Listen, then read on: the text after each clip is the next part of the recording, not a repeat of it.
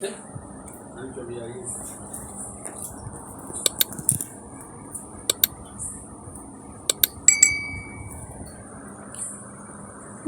বন্ধুরা, আমার রান্নাঘরে সবাইকে স্বাগত। আজকে আমি করব লোটে মাছের ঝাল।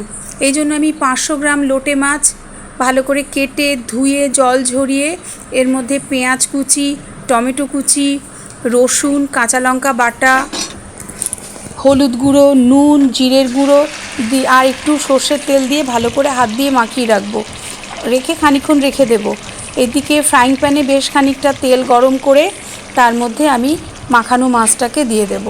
যেহেতু লোটে মাছ থেকে প্রচুর জল বেরোয়, আর লোটে মাছটা নরম, ভেঙে যাওয়ার ভয়, তাই আমি প্রথম দিকেই আস্তে আস্তে করে মাছটাকে মিশিয়ে দেব।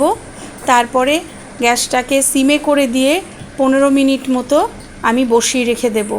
আস্তে আস্তে জলটা যখন শুকোতে থাকবে তখন আমি ওপর থেকে ধনেপাতা কুচি ছড়িয়ে দেবো আর দিয়ে দেবো কতগুলো কাঁচা লঙ্কা।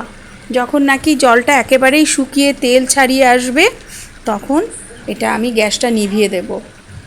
এই হাতে মাখানো লোটে মাছের ঝালটা জাস্ট অসাধারণ।